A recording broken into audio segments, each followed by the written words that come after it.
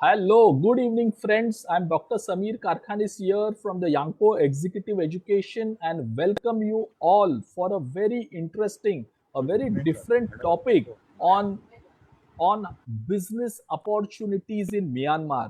This is a part of our Back to Business series where we have been in the last couple of weeks bringing in thought leaders, entrepreneurs, legal experts, business coaches, universities like Wellington Institute of Management, their entrepreneurship family business teams who have been addressing you how to really restart and get back to business.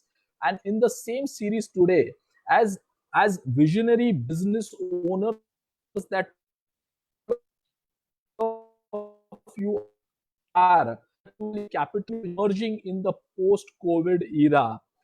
Markets are to be global and opportunities are there, but what we need is the right guidance, right?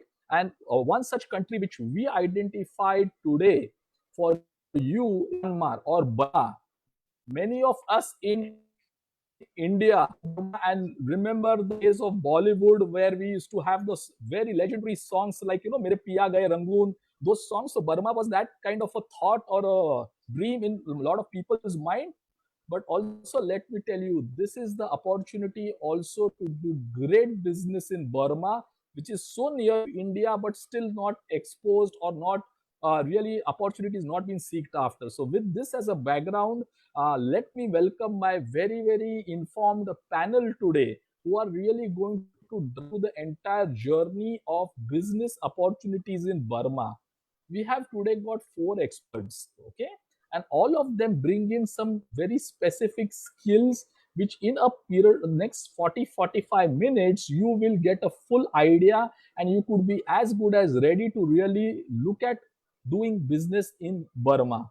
So let me first start with a friend first. Ravish Lilani has been my colleague in and friend in the Roundtable Days, which is very prominent NGO. Ravish is a very prominent businessman in Mumbai city. They have their textile showrooms in area of Dadar and multiple other things. Ravish also is the head of Ravish is also the head currently of India operations for their family business Evertop group. So welcome Ravish, and he is your coordinator here in India for a lot of things which we will discuss today. And then let me welcome Ravish's brother, who is one of the very prominent businessmen based out of Burma, Myanmar. Okay, Vatsal. So welcome Vatsal to the show.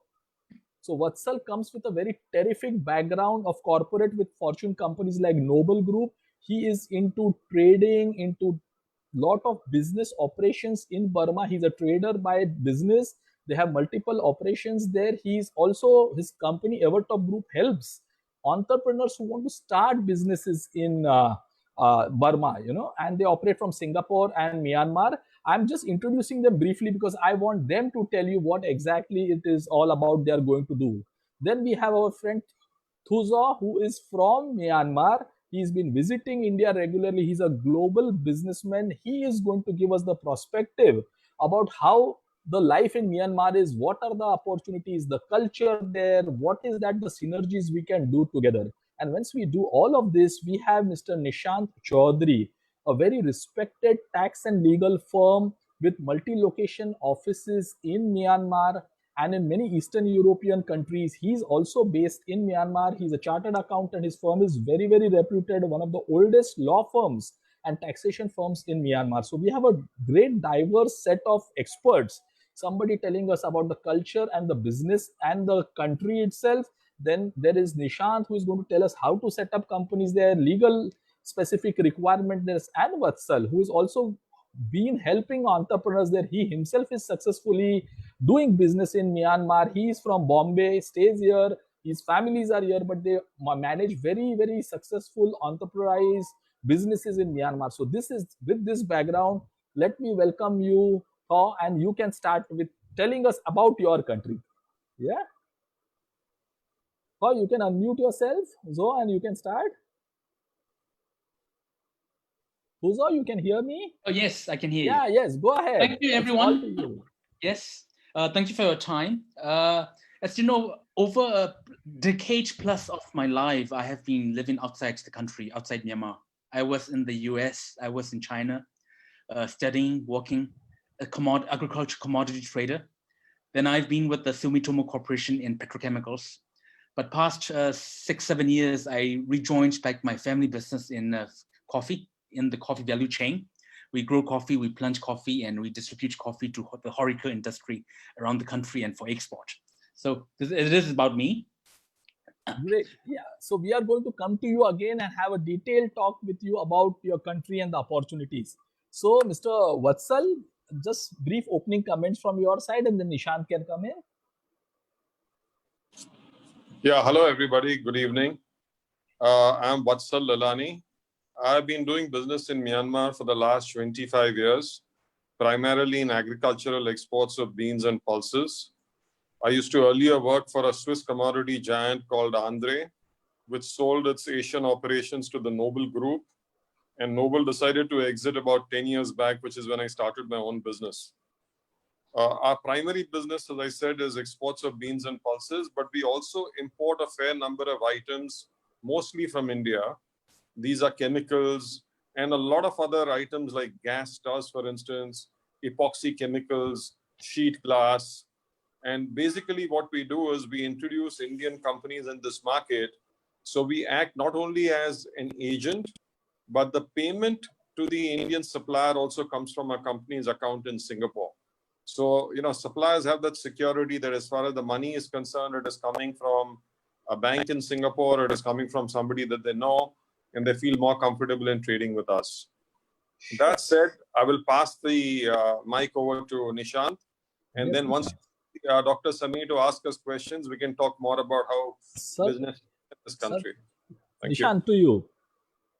Thank you, and welcome everybody to this panel. I am Nishant Chaudhary. I'm a partner with DFDL. It's a regional law firm with offices across Southeast Asia and also a sister concern in Europe and Central Asia. So I am heading the Myanmar business for the law firm. I've been in this country for last 5 years. By qualifications, I am a lawyer, just a corrigendum. I am a lawyer, not a chartered accountant, but I have CPAs who work for me, and they conduct the tax advisory side along with me on the legal front. That being said, I am an Indian qualified lawyer with higher qualifications from US, and my primary focus has been banking and finance projects, like infrastructure projects, power plants. That's what DFDL is known for actually in the region. Bigger infrastructure projects, bigger transactions in terms of project financing and corporate financings and oil and gas activities. Thank you. So thank you, Nishant, for this opening comments. So now coming to you, Mr. Thu Zaw, we want to really know, we are all excited to know what is this country of Myanmar, how life is there, how business life, how are the people, how do they look at India and Indian entrepreneurship from that view. So your local views will be of great help, and you can also add in the process about what businesses you are doing from there to India and how do you interact. Yeah. Thank you, Samir. But one thing I want to add is, India and Myanmar can be a true friend. According to our businessmen or political leaders, India is one few country within the neighbor that do not mingle with Myanmar's internal affairs. Okay. And yet, elections also coming in November. Yes. Some people worry, but there's quite an assurance from our previous senior leaders that democracy must be the path for Myanmar. And even our senior general was in Russia, Moscow last week, and he did declare in the newspapers that democracy must be a path.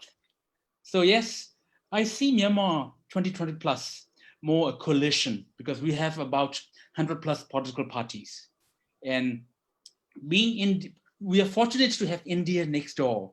And yet, our commercial and business to business and people to people ties are still very, there's still a lot of opportunistic room to go into.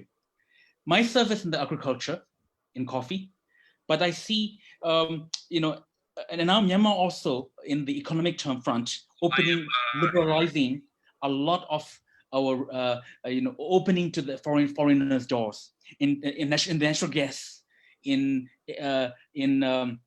resource extraction, in mining, also in banking, retail. Foreigners today can invest 30% directly into the Myanmar businesses. And of course, our statistics like population 51 million, the World Bank declares our GDP going 6-7%, but with the COVID, we're still about 1% plus. So yes, things are still very dynamic, and we can still collaborate and cooperate a lot with India today. Thank you, Sami. Very nice. But in terms of, a lot of Indians also worry about the safety aspects of ease of doing business there. So probably you can add something on that also. Of course, India, Myanmar, what we share, we followed the similar path. We were in the British colony in the last century, and we shared a lot of the cultural ties. A lot of Myanmar understand the Indian people, and and we are very friendly people, and Myanmar is a very safe country to do business, and we invite more Indians to come and visit our country. Of course, today with the COVID, the visas are switched off, but time will come again. For Indian tourists have free visa, and for Indian businessmen, visa restrictions are very much eased today. So, okay. Indeed, Sami. Yes. So, Vatsal, to you now, you have been doing business with Myanmar. You are based out of Myanmar. You are exporting, importing from Myanmar. And Indo-US Myanmar, Indo-Myanmar trade is around $2 billion and a great scope to grow. So probably can you help us to understand what has been your experience and maybe some examples on what is happening there? Yeah, if you see the Indo-Myanmar trade, for a very long time, logs, which is timber, used to be the main item. So true. But 5 years back, export of logs was banned for environmental reasons. And pulses has been a very steady performer, in spite of the fact that the Indian government for the last 2 years has made it on a quota basis. But we still have a fair amount of quantity to ship out.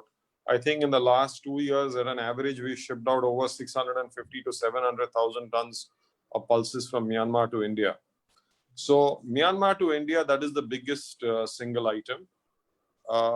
India to Myanmar, the biggest item is pharmaceuticals.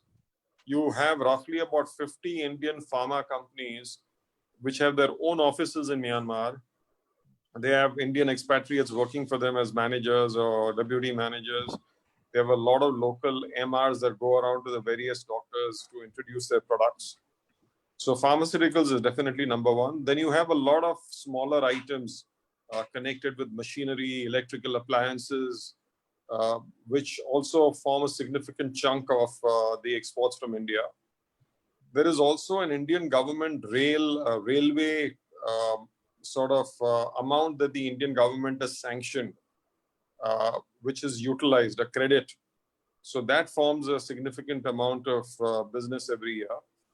And then you have items like chemicals coming in, which is what we participate in. Myanmar is a country, if you go to see, it is a pretty nascent country. It's only about 10 years old in terms of business.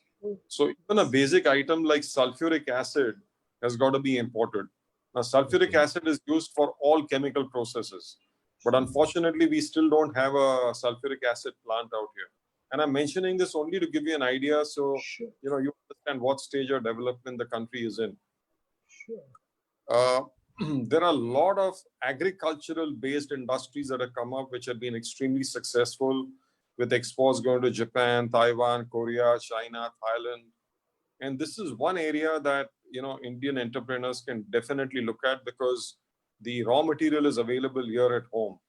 It's only a question of bringing your technical expertise or converting the raw material into a finished product and shipping it out overseas.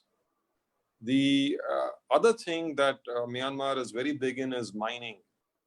Virtually every commodity under the ground that one can think of, whether it is gold, whether it is manganese, nickel, cobalt, lead, copper, all these are mined over here. So if somebody has the ability to convert an ore into a finished product, then this is definitely a place to look at. Sure. So these are, hardcore infrastructure or natural resource businesses. But Vatsal, what happens to the new age businesses which very developing countries across the world are going through? Like India is very big now on the e-commerce space or the retail revolution which happened in this country 5 years back.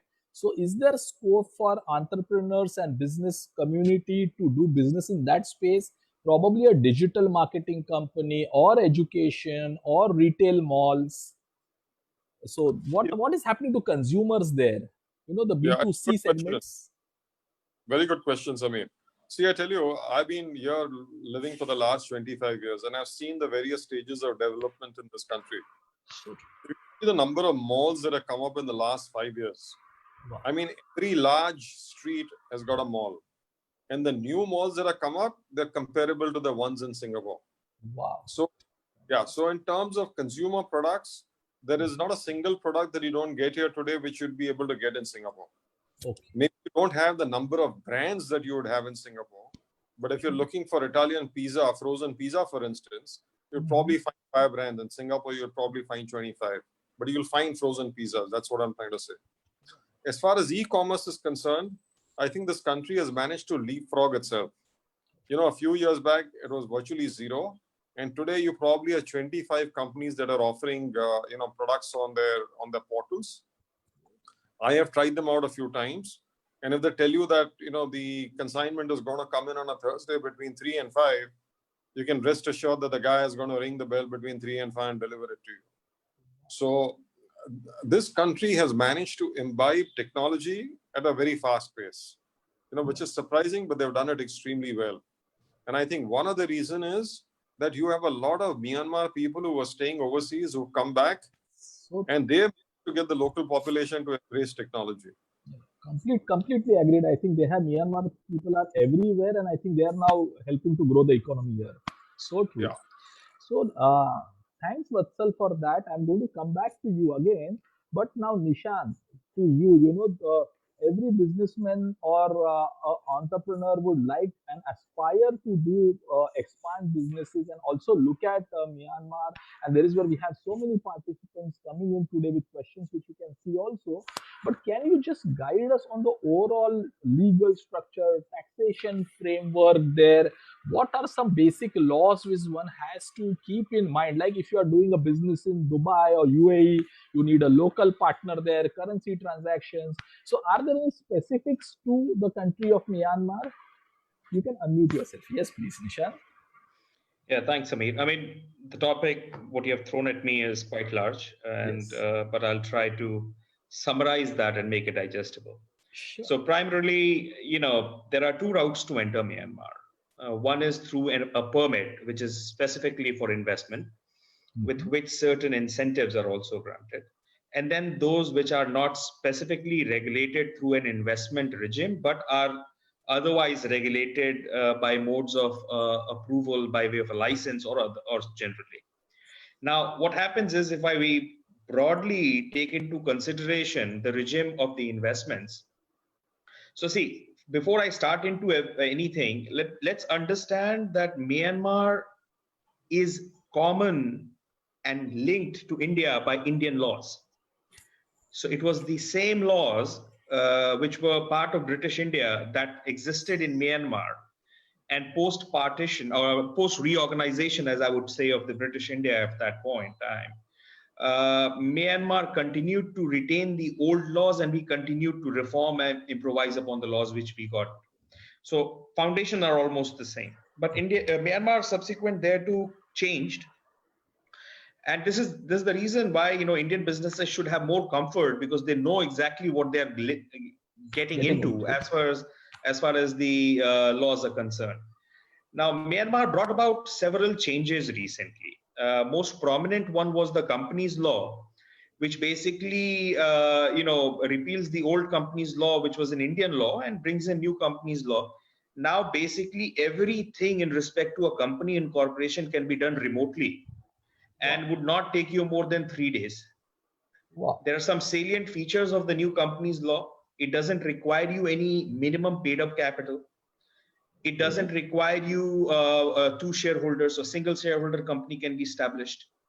It recognizes two forms of companies. One is a foreign company, a company which has more than 35% of shareholding by a foreigner, and a company which is Myanmar company, which has up to 35% shareholding by a foreigner. Now, why this is important? There are certain sectors which are still not opened completely to foreigners. So, for instance, banking in Myanmar is open to foreigners in a parallel regime, and local banks are separately there.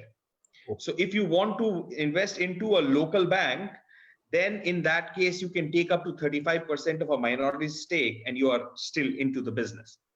Now, that being said, there are two main investment laws.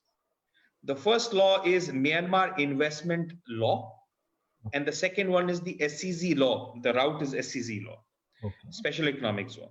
Now, there are incentives in both the regulations. If you get an investment permit, you get tax holidays depending upon the location of your investment. You get 100% corporate tax exemption of 3 years, 5 years, or 7 years, depending upon the location from the date of commercial operation. In the SEZ regime, it is 5 years or 7 years, depending upon which zone of the special economic zone you are investing into. It's a free zone or is it a promotion zone, etc. It depends upon which zone you're investing in. Under both the regimes, you get 100% custom duty exemptions with respect to importation of machineries, etc., which you're going to import for establishment of a company. Under special economic zone, you also get 100% commercial tax exemption. So Myanmar is under commercial tax regime. It's flat 5% commercial tax on every goods and services, not as complicated as India, where different slabs of VAT are available. One important aspect with these two investment permits is that land right authorization under Myanmar, no foreigner can own a land or lease it above 1 year. So in that case, what happens is that if you get one of these investment permits, it also comes with a land right authorization, which gives you land right to lease a land up to 50 years and two possible extensions of 10 years each, which is more in SEZ. It's 5 years more than the investment commission, 70, 75. And interestingly, both the laws specifically give you, a guarantee in the law itself against expropriation. So even if you're not too much confident about the culture, the law is supporting you to get your if things do not go the way you want them to, you still have protection under the law. Now, that being said, I remember you asked a specific question about wholesale and retail.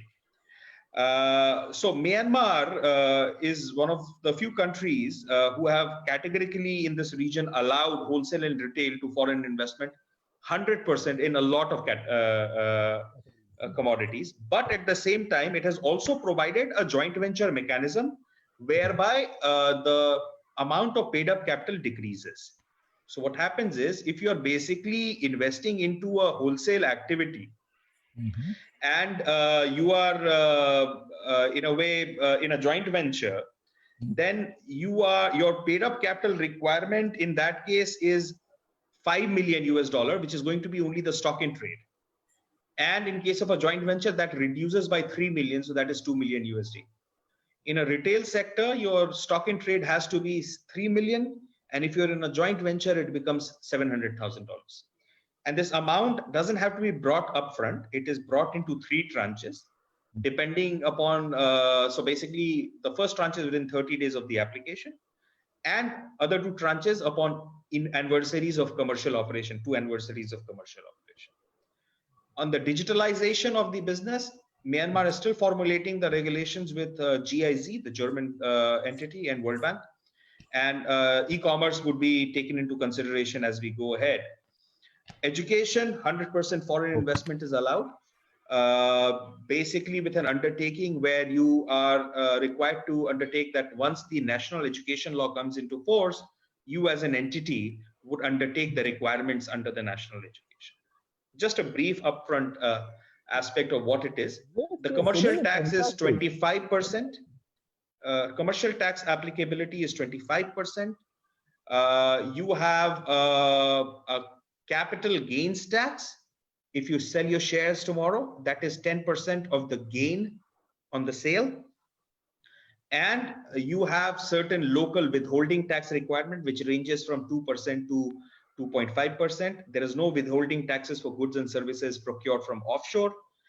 And in some cases, if you're having a loan from offshore, then the withholding tax on the interest is 10% if the loan is from India, because India and Myanmar has a double taxation avoidance treaty between themselves. So foreigners can basically also get offshore loans with an approval of Central Bank of Myanmar. Repatriation of dividend is tax-free. You can basically repatriate the dividend after paying all the local taxes, that is the corporate income tax, etc. If it applies to you. If you're under exemptions, you're basically repatriating it without any tax. And in case of a Myanmar investment company, you might have to get a Myanmar investment commission's approval. That's the synopsis. Super, very good overview of the structure. But Nishant, just before I again come to you, one question before that.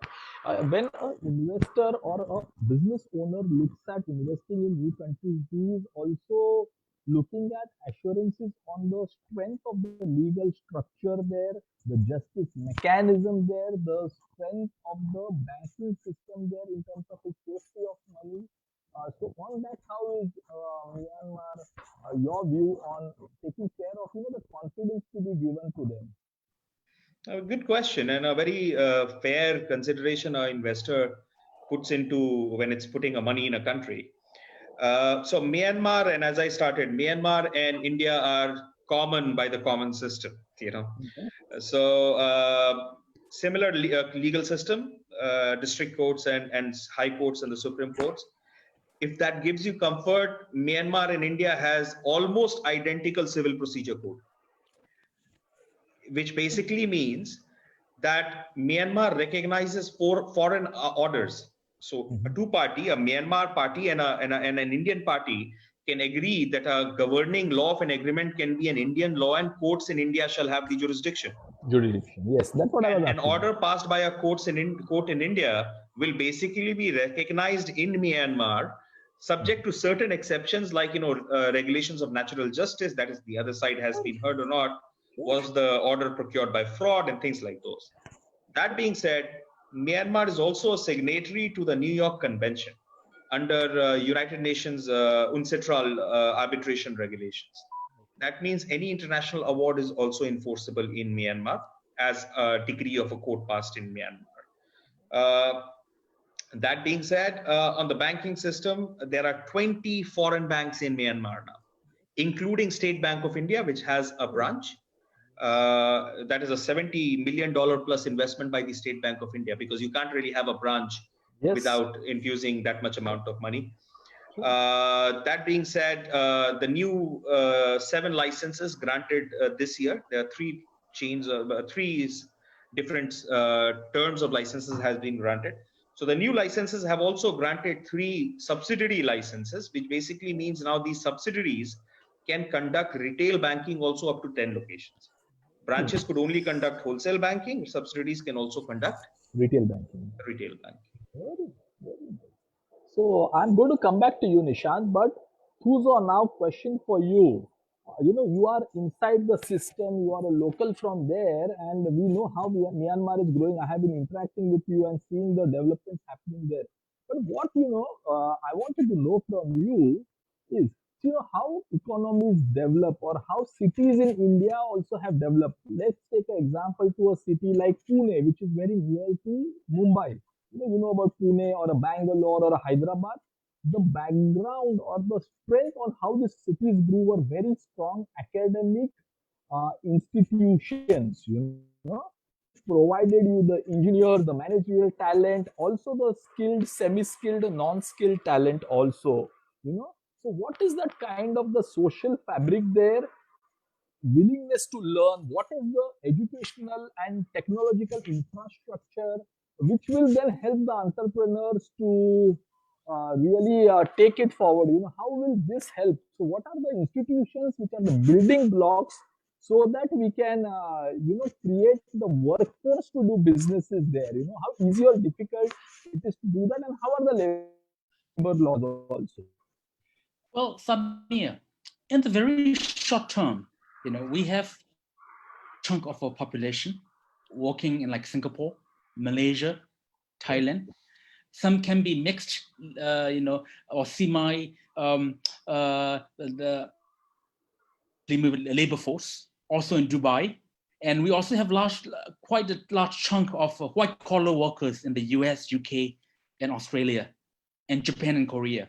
So the short term I see, in the very short term, some of our Myanmar population working overseas with the semi or skilled labor workforce are coming back, which this labor force is supplying some of the industries, growing industries in Myanmar. But in the intermediate and for the long term, there have been some reforms in the elementary education, in the basic education, also in the vocational space, vocational training. But this will take maybe 5, 10 plus years. But certain of it has to be supplemented with the to be developed industries in the next 5, 10 years. So we are seeing some of the mechanisms, the short-term phases. I'm quite sorry, the connection has been a lot of echoes with your question. So this is from my understanding from yours. Yes, the short-term is the labor force that is coming back to Myanmar. The second and third phases are upgrading our education systems and also supplementing this educated workforce with the to-be established industries around Myanmar. But whatever the case, what I want to tell you, Sami, and to the attendees are, India already have the comparative advantage in the sense that you are a true friend. But we've seen many other regional powers and international powers trying to come do business in Myanmar, but not neglecting the psychology of the communities.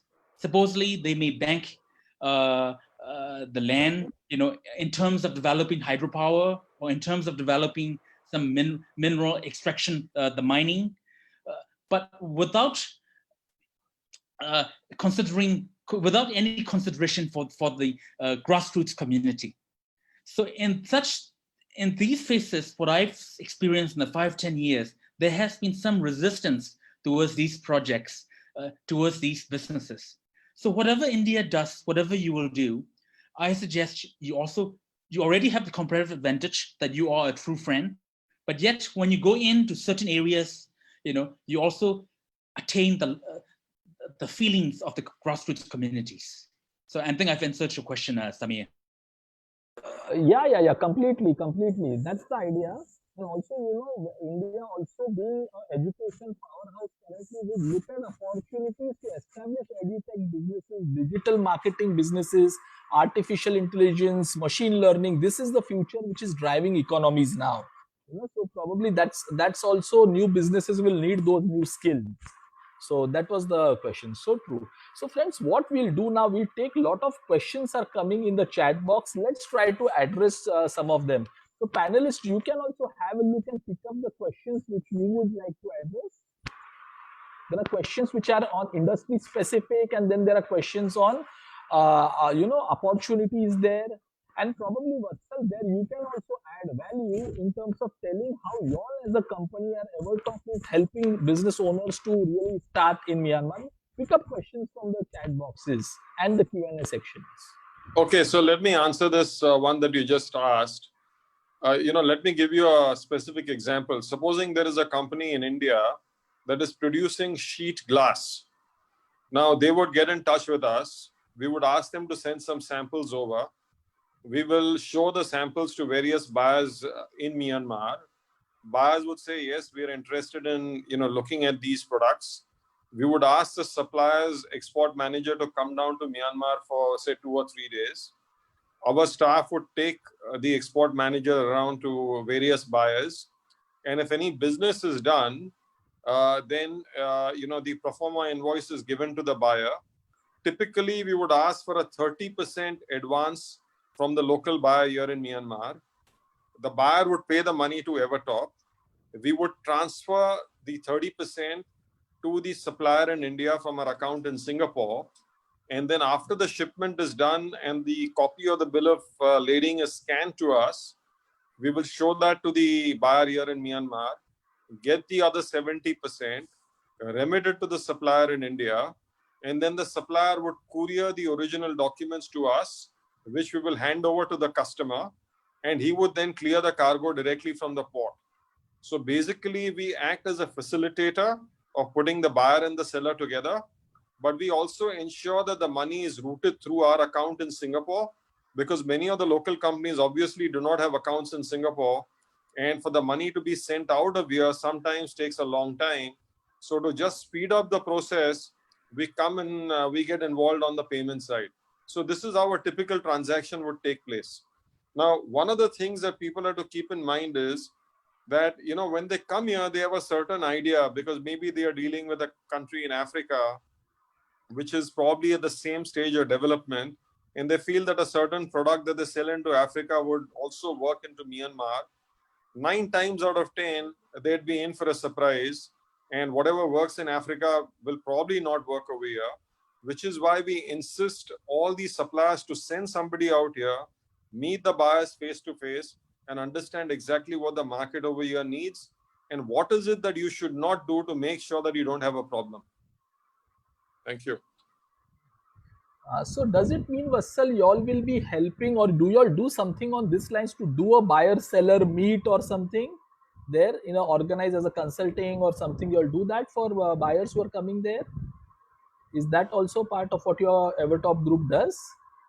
I mean, we would do that on a specific basis, but it is not like, you know, we have a buyer-seller meet and, you know, we don't do it on that basis. But if a specific supplier out of India says that I want to sell my product, then we would take that up depending on what the product is and whether it suits our kind of set.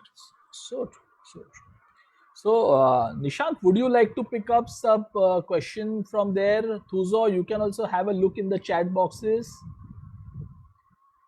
See, one question again I am seeing here and I am getting on Facebook also is about, you know, the prospects for Ayurvedic and pharmaceutical products there to start up operations, you know, because as we see across the world, healthcare, pharma, education and entertainment are going to be really big areas. So your views on that, anybody can answer that from you all? Nishant, you want to take that up? Yeah, sure.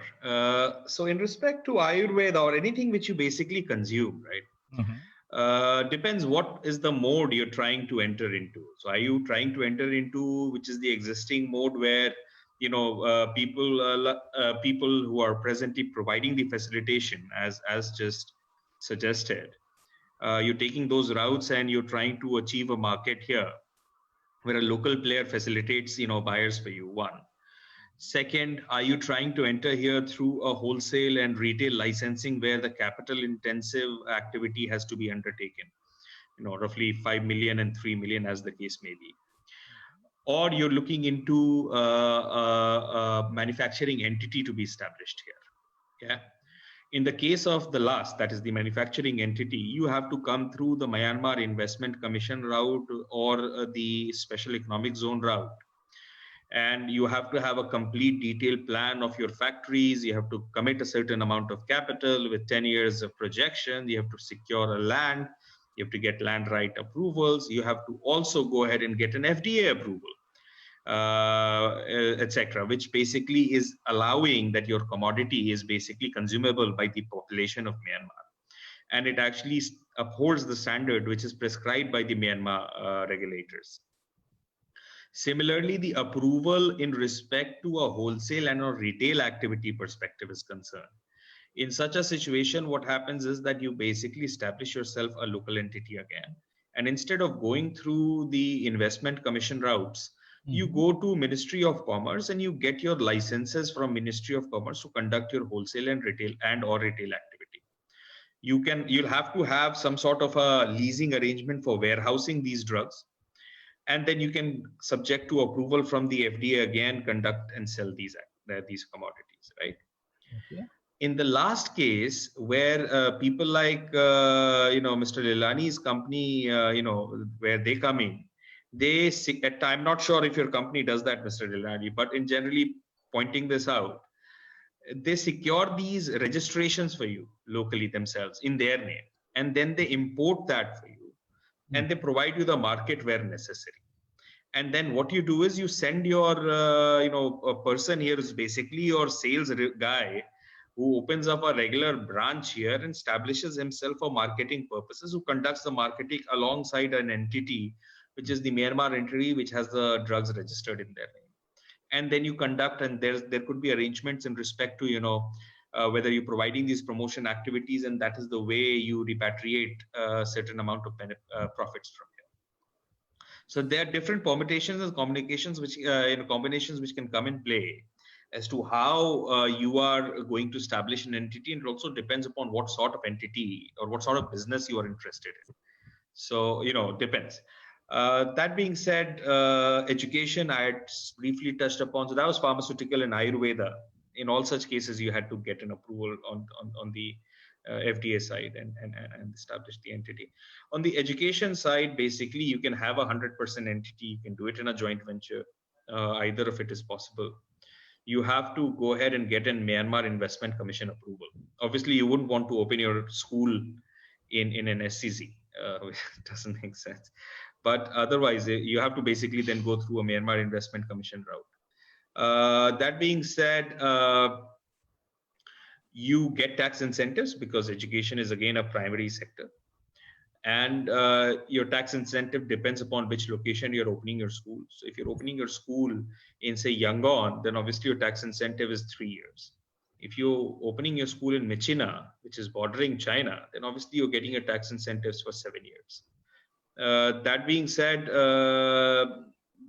I take pride in saying that almost 80 to 90% of international schools in this country is established by me, or I have been one or the other way involved in it, including Dulwich, ISY registrations, which subsequently happened after the years of establishment when the regulations came into play.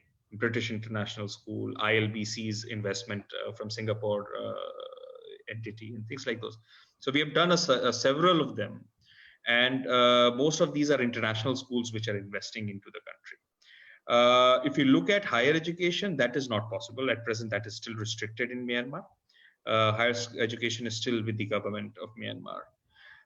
If you look at it, education is of prime importance in the country. I mean, Myanmaris respect and honor education at par with how Indian middle class or Indian, family, which want to basically be producing their ward into a person who's a professional value education. But there is a disconnect here. You have a very high bracket of education institutions, schools, which are in the range of 25,000 to 30,000 US$ as only tuition fee, which is like the ISYs and BISYs of this country. And then you have a very small bracket of $5,000, $6,000 per annum fee, where the quality is of not that standard. And that's why there's a big room in middle, which is in the range of 9,000 to 15,000, 16,000 US$ annual fee on tuition. And I think so this is where Indian schools have a bigger role to play. The kind of quality which Indian schools can provide, the kind of infrastructures which Indian schools can provide, and still keep the education competitively low, is something which is of a great interest, and something which has a tremendous potential in this country. That's all from me. Fantastic. Thank you very much. On a couple of questions that have been asked by the. One is is there a dollar shortage in the country? The answer is there is no dollar shortage in the country. I mean, if you're looking for hundreds of millions of dollars, then that would be a problem. But if there is an invoice for, say, 100, 150, 250, or even $500,000, not a problem at all. That is the first one. Secondly, just to take on from where Nishant left, as far as my company is concerned, we are not into pharmaceuticals. But there are a lot of Indian origin people out here into distribution of pharmaceuticals.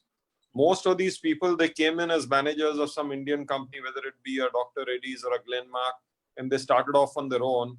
They understand this market extremely well. And if any Indian, producer of Ayurvedic products wants to reach out to them, then we can put you in touch with them. There are at least 5 to 6 people that you can reach out to discuss directly with them that, what your product is, and see if anybody is interested in marketing it for you. Yeah, thank you. Just to briefly touch upon, so I think so what is very important here to understand the Forex situation a little more closely. So we understand the FERAs and FEMAs of India. We have similar regulation in Myanmar also. So Myanmar has a foreign exchange management law concept, where old time the FERA concept of capital account and current account transaction mechanism exists. So basically, a current account transaction does not require a prior approval, while a capital account transaction will require a prior approval.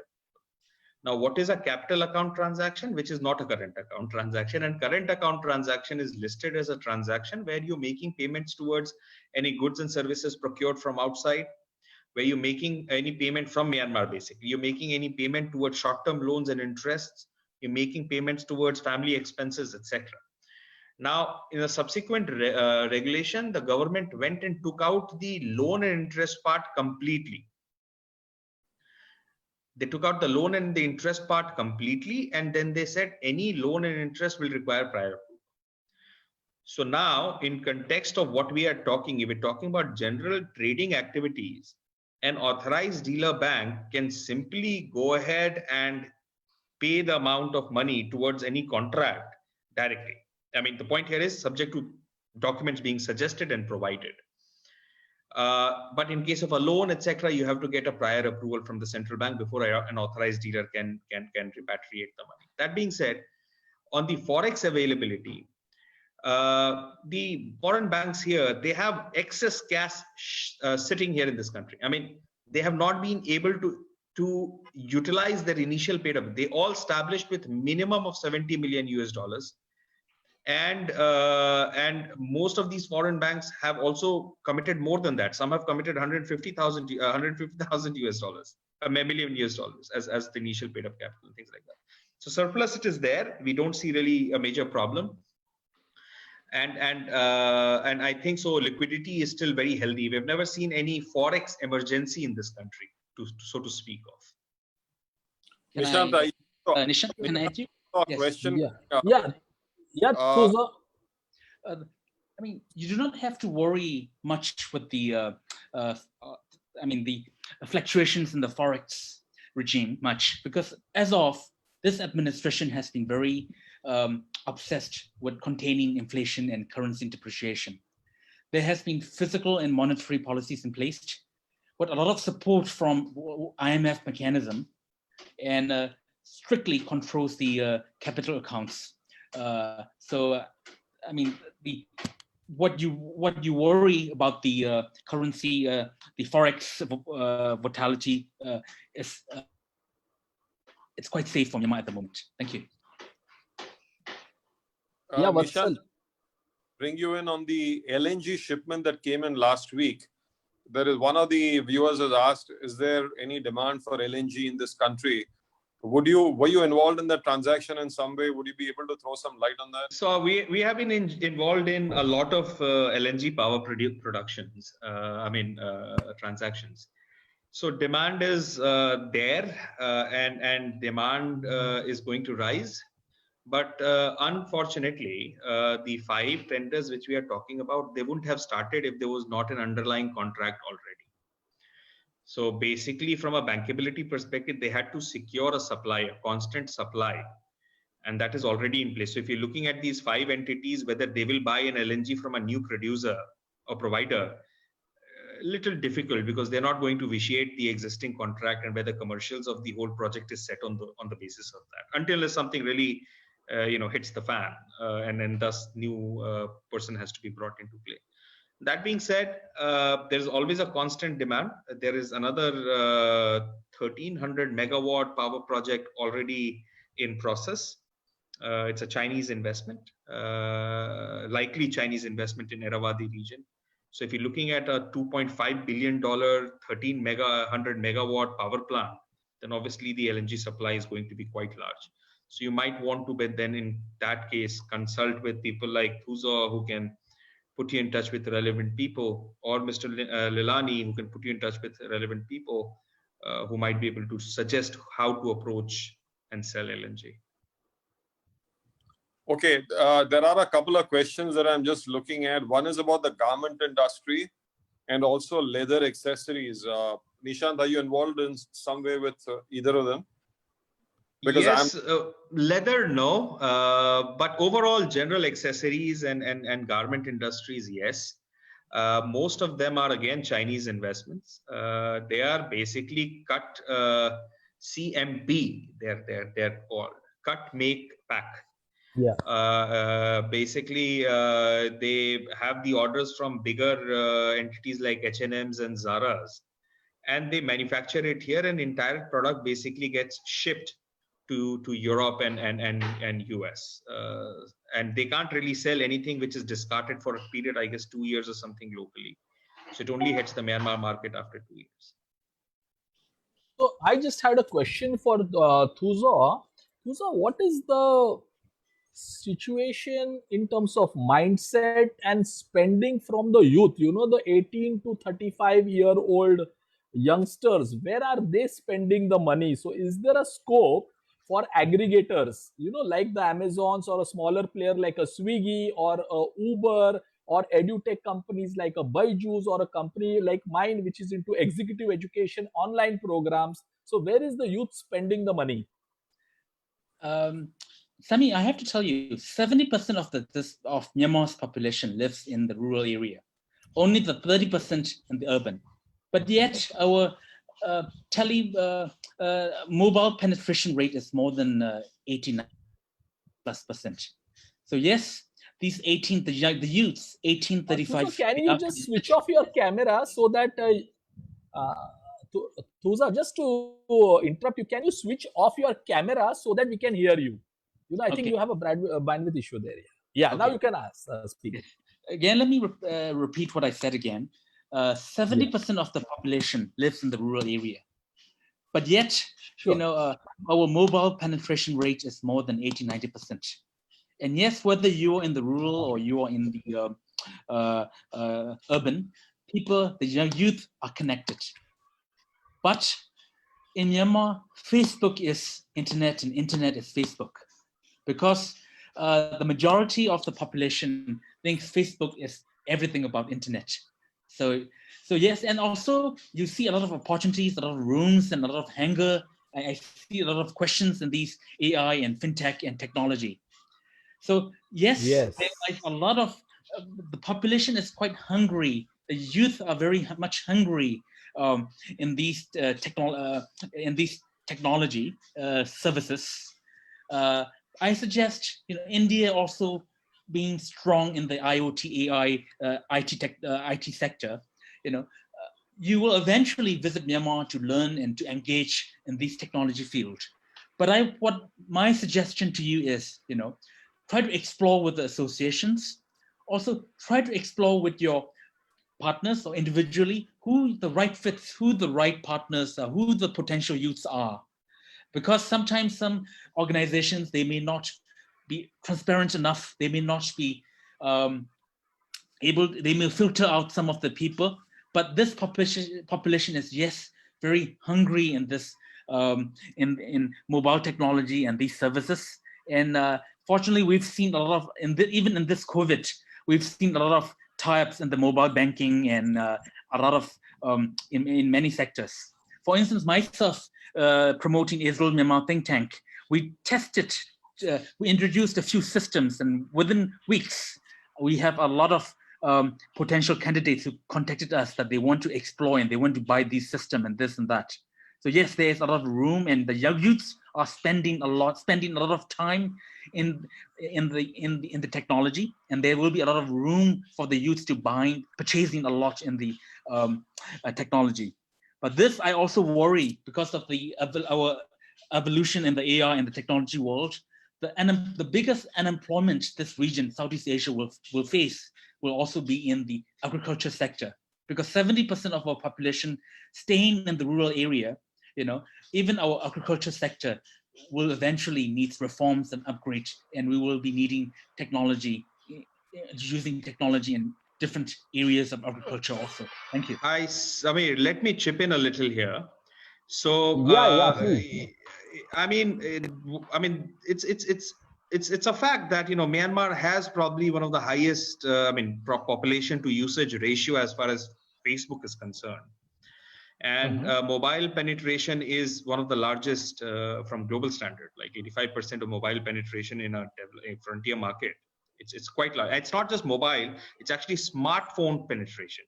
Wow. So you see, there is a fair bit of internet usage there. Okay. Now, that being said, basically, Myanmar has several incubators in place. These are French incubators, European incubators who are sitting in Yangon and helping startups. There is a very huge undercurrent of IT in Myanmar. There are several entities which are creating their own softwares locally and looking for investments in it. So way around it to invest into such activities is also to basically go ahead and choose one of these local homegrown software developers and fund them, and they will probably penetrate and do better. That being said, Myanmar also at the same time has several BPOs, which is we know several of them from Indian investments in Myanmar. MIBS and Yellowstones and all have come up, and they have established their shops in Yangon in some locations. So it would not be prudent. It would not be. That might have been the case, say 2 years back, but now Myanmar stands way beyond a Facebook era only. There are a lot of things which has happened. There are several aggregators who have come in from Food Pandas to Grabs to whatnot. In fact, I helped enter Zelingo. It's one of the Indian unicorns. $1 billion was raised by them recently to enter Myanmar. So there are enough examples if you want to look at it on the IT scale as well. Okay, there's one question by somebody, Mr. Mehta, and he's asked as to what are the prospects for packaging, filling up bottles, that particular sector. Does anybody have some idea about that? We have Unilever's that is already in production in Myanmar. They're into detergents. There are several local factories that are also producing detergents, liquids as well as solids. I'm sure there is a market for that. The person has got to come down to Myanmar, meet all the people, and we can help them do it. So that you got to come here and understand as to what the requirements are, and then take it from there. But Nishant, if you have some information, or Thu Zaw, if you got some. Also, Nishant, if you can add, about Thu Zaw and Nishant, is there any B2B business-to-business website or something where people can gain some insights before even they come there, because everybody won't afford to come there. So is there a mechanism to know about prospects in Myanmar? I do not know of any specific B2B matchmakers, but often this is conducted by different chamber of commerces. Sure. So in Myanmar we have IMCC. Both Mr. Lilani and myself, we are executive committee member. So that's the board of the India-Myanmar Chamber of Commerce. And that does some of the matchmakings. We can obviously take this up internally and discuss with the IMCC and see how we can organize something of that nature. But if you talk about something particularly which does that, I am not aware of that. I would be interested to learn about it myself. To answer a question which Mr. Lilani had pointed out in respect to bottling. So if we are talking only about, was it only about detergents, or was it about any other? And package industry that way, food and packaging and stuff. Now that depends what sort of bottling you're talking about. If you're talking about alcohol bottling, then obviously you have to go ahead and get a GAD approval for that. You enter into the realm of excise. And then if you're looking at a general bottling of other commodities and packaging, then in that case, you still need to get an investment permit. I'll have to double check whether this is a priority sector or not. That means whether you'll get a tax incentive or not. But subject to the investment, you will be able to secure a land right and the investment permit to conduct this activity. In respect to the standards of bottling, you'll have to get an approval from the Ministry of Industries. It's called Private Industrial License, PIL. and depending upon certain gensets, etc., which you'll install, there'll be some ancillary licenses. So yes, that is possible. Though you can establish such an entity here, and you can conduct those activities. May I add, 10, 15 years ago in the packaging industry, because I myself was involved in trading polymers, polymer trade and ingredients for the packaging plants. Polymers, once upon a time, was the I would say it's a supplier's market, and within the last decade, even regionally, if you just consider the Southeast Asia, a lot of capacity has built up, and the margins have been squeezed. And we've seen a lot of polymer traders, in packaging material traders, investing in small to medium-sized packaging plants. So that's the trend of the packaging industry in the country. Thank you. It's almost passing our time. So, friends, those who have questions, we have given you the email ID of Mr. Vatsal, of Mr. Nishant and Thu Zaw, and info@Yangpoo. You can send us your questions and we can try to address them and revert to you. But any closing comments from Vatsal, you, Nishant, Thu Zaw, Ravish, anything which you would like to say before I really conclude the show? All I'd like to say is that this is a fantastic country to do business in. I've been here for the last 25 years. I'm myself a Canadian citizen, but I prefer to live here. I have a PR in Singapore, but I still prefer to live here. So I just want to make this point that, Myanmar at one time had a lot of negative press. But when you actually come and, see the place and meet the people for yourself, you will know they're very simple, very uncomplicated. They're not cunning at all, as some people think them to be, but they're absolutely not. They're extremely welcoming, and I would urge and encourage everybody to take a look at this. As long as you have a product or a service that can make sense to this market. Thank you. Okay, very nice. Nishant, something from you? I would like to. Certainly, there are a few things which you have to factor. First and foremost thing, Myanmar is at a nascent stage of opening up. And I mean, even if it's like, since 2012, it is very new as compared to the global landscape. And industrialization is very nascent here. So that means it's by all virtue a barren frontier market. I mean, it doesn't always happen that a new market falls from the sky, but that has happened in case of Myanmar. You will always have the first movers opportunity.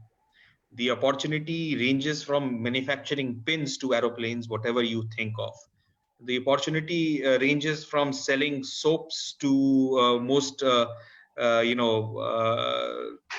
technologically advanced commodities. The opportunity ranges from in all sorts of service industries, may it be IT, may it be education, may it be logistics. A lot of sectors have opened up, say for limited sectors, which the Myanmar investment law says you can't really conduct a foreign investment. And no country would allow ordinances to be given in the hands of foreigners, etc. I mean, at least in the latest, earlier stages of their opening up. So true. So that being said, overall, the market is quite wide. The regulators are very pro-investment. They help you.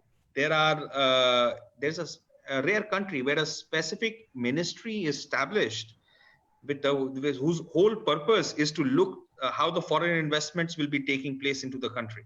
It's called Ministry of Investments and Foreign Economic Relationships. There's a cabinet level minister stationed to coordinate between different ministries and assist and help investors in ease of their investment. If that was not the case, Myanmar wouldn't have jumped 20% in ease of doing business. I remember you raised this point initially. So yes. I thought I'll highlight this point that Myanmar is one of the best performing country globally in ease of doing business landscape.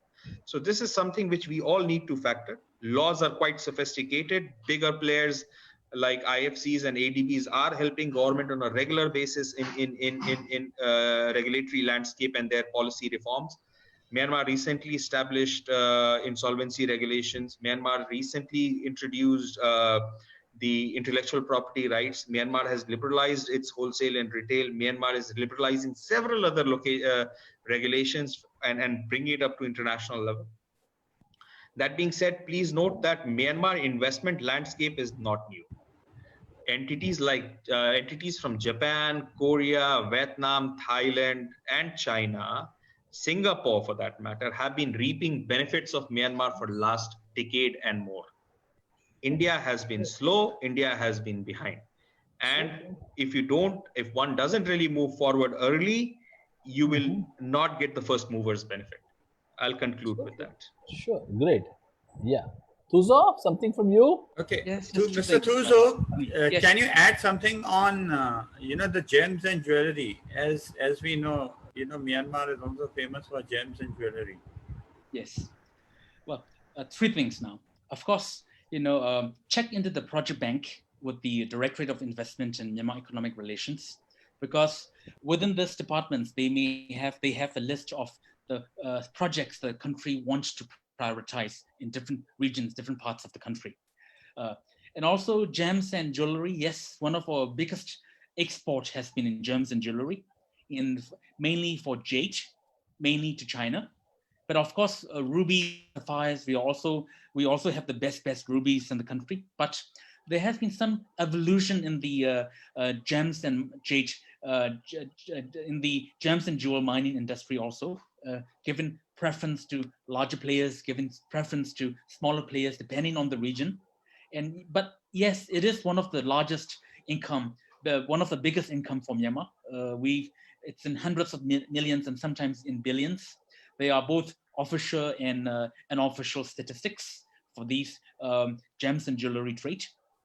But I want to end the session with one message, that India and Myanmar it's like Canada and the United States. There is a lot of room for us to engage geopolitically. There is a lot of room for us to engage economically, and of course, culturally, socially. Yes, thank you. One specific point on the legal front to Mr. Ravish. Prospecting, exploration, and production of gems and jade is not permissible for foreigners in Myanmar. Only a Myanmar citizen can conduct such an activity. That being said, you can always provide operation and maintenance services to these companies, and probably have, with the approval of Department of Mines under the Ministry of Natural Resources, be able to conduct some sort of a production sharing contract, whereby under the license of the licensee, you are able to sell them and then be able to share the profit. But that being said, foreigners, it's a completely restricted sector for foreigners to invest in, as far as the three components: prospecting, exploration, and production of gems and jade is concerned. Sure. Great. So Ravish, would you like to add something on how you can help Indian entrepreneurs and to coordinate with them, and we'll move from there. Yeah? Just to give a brief, I am stationed in Mumbai, and I have shared my email ID and my contact details. In case anyone has anything, I can set up the whole system where I can educate on how to reach there, how to do business over there, and how to take it forward. On this, I would like to conclude, and I would like to thank all the panelists, Dr. Samir especially, for organizing this webinar, Mr. Thu Zaw for participating, Mr. Thu Zaw for introducing Myanmar, Mr. Vatsal for educating on the trade front, and Mr. Nishant for giving his views on the tax and the other matters. Thank you so much. Thank you, the participants, for joining the webinar. Yes. So thank you very much, panelists, participants, lot of our students from the family managed business from Wellinger Institute of Management, who are entrepreneurs in themselves and now coming to upskill themselves with the V School entrepreneurship program. They have been patient listeners of this. They also look forward to you panelists for exploring opportunities in Myanmar. So thank you very much, everybody. Keep looking out for our next webinars on various topics like this. In fact, tomorrow evening, we are doing an interesting case study based workshop on Japanese management techniques. We are going to address two problems tomorrow: how to reduce your lead time and how to increase your cash flow.